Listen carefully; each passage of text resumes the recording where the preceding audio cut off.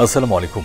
সংবাদে আপনাদের সবাইকে স্বাগত জানাচ্ছি। আমি ফিরোজ তোহা। শুরুতেই সংবাদ শিরোনাম। বাজেট নিয়ে কঠোর সমালোচনায় বিএনপি।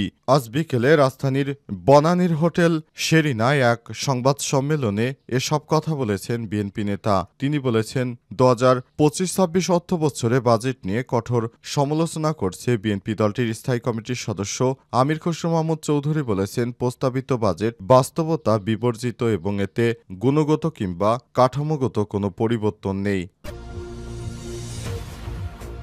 এরপর জানাবো, গাজায় একদিনে অর্ধশতাধিক ফিলিস্তিনিকে হত্যা করল দখলদার ইসরায়েলি বাহিনী। ফিলিস্তিনের অবরুদ্ধ গাজায় ইসরায়েলি হামলায় একদিনে ৫২ জন নিরীহ ফিলিস্তিনি নিহত হয়েছে। আহত হয়েছে ৫ শতাধিকের মধ্য দিয়ে উপত্যকাটিতে নিহতের ৫৪,৪৭০ জন পৌঁছে গেল।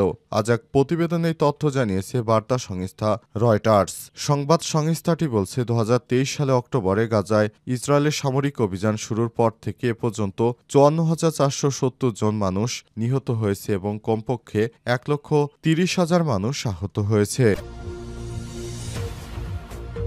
এদিকে ভারত মিয়ানমার সীমান্তে আতঙ্ক, নতুন যুদ্ধ শুরু। চরম আতঙ্কে রয়েছে মিয়ানমার ভারত সীমান্তবর্তী তামু জেলার বাসিন্দারা। ভারতীয় সেনাবাহিনীর গুলিতে নিহত মিয়ানমারে ১০ নাগরিকের লাশ ঘিরে ছড়িয়ে পড়েছে আতঙ্ক। তারা সবাই দেশটির গণতন্ত্রপন্থী ঐক্য সরকারের সহযোগী সশস্ত্র গোষ্ঠী বা পিকেপির সদস্য।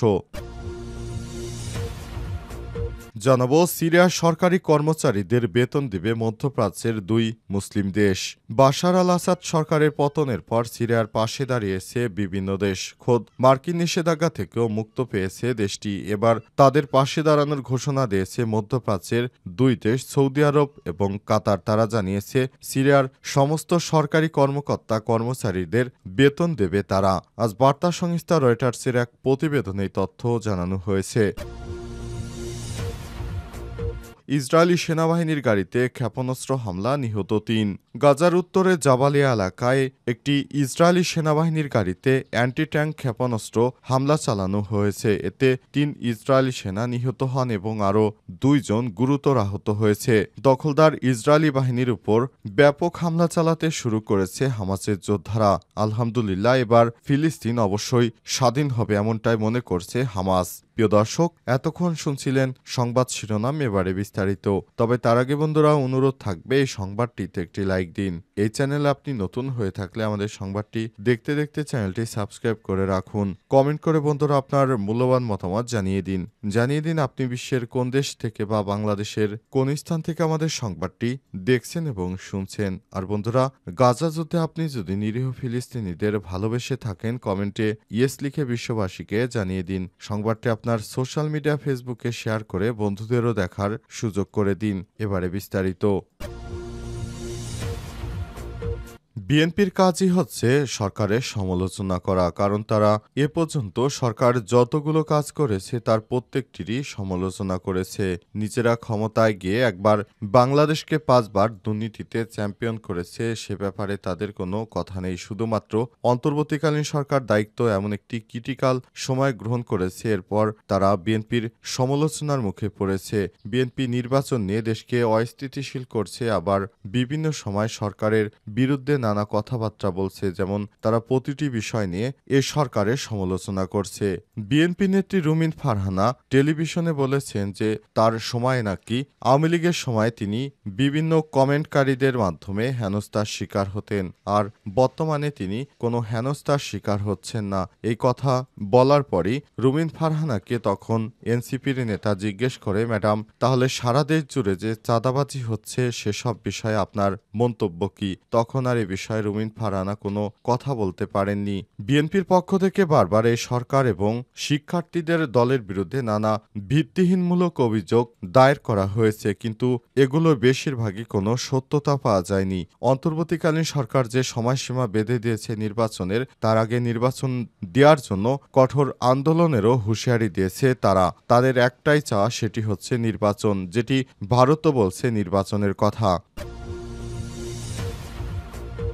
গাজায় একদিনে অর্ধশতাধিক ফিলিস্তিনিকে হত্যা করল ইসরায়েল। ফিলিস্তিনের অবরুদ্ধ গাজা উপত্যকায় ইসরায়েলি হামলায় একদিনে ৫২ জন নিরীহ ফিলিস্তিনি নিহত হয়েছে। আহত হয়েছে অন্তত ৫ শতাধিক মানুষ। এর মধ্য দিয়ে উপত্যকাটিতে নিহতের ৫৪,৪৭০ জনে পৌঁছেছে। আজ এক প্রতিবেদনে এই তথ্য জানিয়েছে বার্তা সংস্থা আনাদুলু। বার্তা সংস্থাটি বলছে, ২০২৩ সালে অক্টোবরে গাজায় ইসরায়েলের সামরিক অভিযান শুরুর পর থেকে কমপক্ষে ৫৪,৪৭০ জন ফিলিস্তিনি নিহত হয়েছে বলে জানিয়েছে ফিলিস্তিনের স্বাস্থ্য মন্ত্রণালয়। বিবৃতিতে আরও বলা হয়েছে, গত ২৪ ঘণ্টায় ৫২টি মরদেহ হাসপাতালে আনা হয়েছে। একই সময় আহত হয়েছে আরও ৫০৩ জন। ফলে মোট আহতের সংখ্যা দাঁড়িয়েছে ১,২৪,৬৯৩ জন। বিবৃতিতে আরও বলা হয়েছে, বহু মানুষ এখনও ধ্বংসস্তূপের নিচে এবং রাস্তায় আটকে আছে। উদ্ধারকর্মীরা সেখানে পৌঁছাতে পারছে না। ২০২৩ সালের ৭ অক্টোবর ইসরায়েলি ভূখণ্ডে ঢুকে অতর্কিত হামলা চালায় ফিলিস্তিনের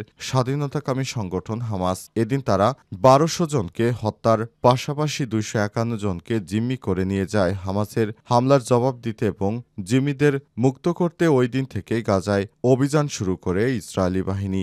১.৫ বছরের বেশি সময় ধরে টানা অভিযান চালানোর পর যুক্তরাষ্ট্র ও মধ্যস্থতাকারী অন্যান্য দেশগুলোর চাপে বাধ্য হয়ে গত ১৯শে জানুয়ারি গাজায় যুদ্ধবিরতিতে সম্মত হয় উভয় পক্ষ। কিন্তু বিরতির ২ মাস শেষ হওয়ার আগেই গত ১৮ মার্চ থেকে ফের গাজায় অভিযান শুরু করে আইডিএফ। দ্বিতীয় দফায় অভিযানের পর গত আড়াই মাসে গাজায় নিহত হয়েছে ৩,৮২২ জন নিরীহ ফিলিস্তিনি। আহত হয়েছে আরও প্রায় ১১,০০০।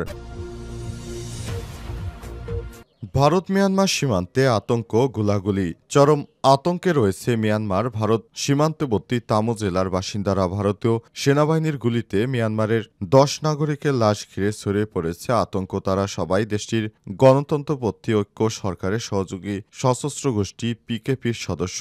আজ ভারতীয় সেনাবাহিনীর অভিযানে তাদের প্রাণহানির ঘটনা ঘটে। ভারতের সেনাবাহিনী দাবি করেছে, যুদ্ধ সামগ্রী বিদ্রোহীদের কার্যকলাপে যুক্ত সন্দেহভাজনদের গুলি করে হত্যা করেছে তারা। কিন্তু ভিন্ন কথা বলছে মিয়ানমার নির্বাসিত ন্যাশনাল ইউনিটি গভর্নমেন্ট। তাদের দাবি, এসব বিদ্রোহীকে ভারতীয় সেনারা গ্রেপ্তার করেছে, নির্যাতন চালিয়ে পরে গুলি করে হত্যা করা হয়েছে। মিয়ানমারের সেনা অভ্যুত্থানের পর থেকেই ভারতীয় সীমান্তে আত্মগোপনে ছিল সশস্ত্র বিদ্রোহীরা। এতদিন ভারতীয় বাহিনীর সঙ্গে অলিখিতভাবে সহ অবস্থানে ছিল তারা, কিন্তু এই হত্যাকাণ্ডের সেই ভারসাম্য ভেঙে পড়েছে। আতঙ্ক ছড়িয়ে পড়েছে হাজার হাজার মিয়ানমারবাসী শরণার্থীদের মধ্যে, যারা ভারতের উত্তর পূর্ব রাজ্যগুলোতে আশ্রয় নিয়েছিলেন। তামু অঞ্চলে বিদ্রোহীদের অন্ত্যেষ্টিক্রিয়ার আয়োজনকারী থিদাবা ছদ্মনাম বলেন, সবাই আতঙ্কে আছি। ৪ বছরে এমনটা কখনোই হয়নি। এবার যেহেতু ঘটেছে, সামনে আরও ভয়াবহ কিছু ঘটতে পারে এমন আশঙ্কা প্রকাশ করা হচ্ছে। ভারতের সেনাবাহিনীর সদস্যরা সেখানে গুলি চালিয়ে মিয়ানমারের অন্তত ১০ জন মানুষকে হত্যা করেছে। এরপরই এই পুরো এলাকায় চাঞ্চল্যকর পরিস্থিতি ছড়িয়ে পড়ে। ইসরায়েলি সেনাবাহিনীর গাড়িতে ক্ষেপণাস্ত্র হামলা, নিহত ৩। গাজার উত্তর জাবালি এলাকায় আজ একটি দখলদার ইসরায়েলের সেনাবাহিনীর গাড়িতে অ্যান্টি ট্যাঙ্ক ক্ষেপণাস্ত্র হামলা চালানো হয়েছে। এতে ৩ ইসরায়েলি সেনা নিহত হন আর আরও ২ জন গুরুতর আহত হয়েছে। ইসরায়েলি সংবাদ মাধ্যম জানিয়েছে, এটা ছিল একটি পরিকল্পিত এবং ভয়াবহ হামলা। নিহত সেনারা ৯ম ব্রিগেডের সদস্য ছিলেন। আহতদের উদ্ধার করতে হেলিকপ্টারে পাঠানো হলো। আশপাশে তীব্র গোলাগুলির কারণে অভিযান ব্যাহত হয়েছে। পরে আরও হেলিকপ্টার এসে এলাকায় গোলাবর্ষণ করে উদ্ধারের চেষ্টা চালায়। এক হেলিকপ্টার লক্ষ্য করে গুলিও ছোড়া হয়। পরিস্থিতি খারাপ হয় কিছু সময় উদ্ধার অভিযান বন্ধ রাখা হয়। এই ঘটনার পর গাজায় ইসরায়েলি বিমান হামলায় আরও বেড়ে গেছে। আজ সারাদিন গাজার বিভিন্ন স্থানে বিমান হামলায় অনেক ফিলিস্তিনি নিহত হয়। গাজার স্বাস্থ্য মন্ত্রণালয় জানিয়েছে, ২০২৩ সালের ৭ অক্টোবর থেকে শুরু হওয়া যুদ্ধ এখন পর্যন্ত ৫৪,০০০-এর বেশি মানুষ মারা গেছে এবং ১,২৪,০০০-এর বেশি মানুষ আহত হয়েছে। হামাস অভিযোগ করেছে, ইসরায়েলের বেসামরিক স্থাপনা, হাসপাতাল ও চিকিৎসা কেন্দ্রে হামলা চালাচ্ছে। এতে অনেকেই মানুষ অসুস্থ হয়ে মারা যাচ্ছে। বিশেষ করে নারী, শিশু, বৃদ্ধরা সবথেকে বেশি বিপদে রয়েছে। হামাস আরও বলেছে, ইসরায়েলের এসব কাজ আন্তর্জাতিক আইন লঙ্ঘন করে করছে। তারা যুক্তরাষ্ট্রের সমর্থনে বিষয়টি তুলে ধরেছে বলে জানা গেছে। আমেরিকার সহযোগিতায় ইসরায়েল ফিলিস্তিনিদের বিরুদ্ধে আক্রমণ চালিয়ে যাচ্ছে। দখলদার ইসরায়েলি বাহিনী এখনও নিরীহ ফিলিস্তিনিদেরকে হত্যা করে যাচ্ছে। পৃথিবীর বিভিন্ন রাষ্ট্র থেকে ইসরায়েলের উপর নিষেধাজ্ঞা আসতে শুরু করেছে।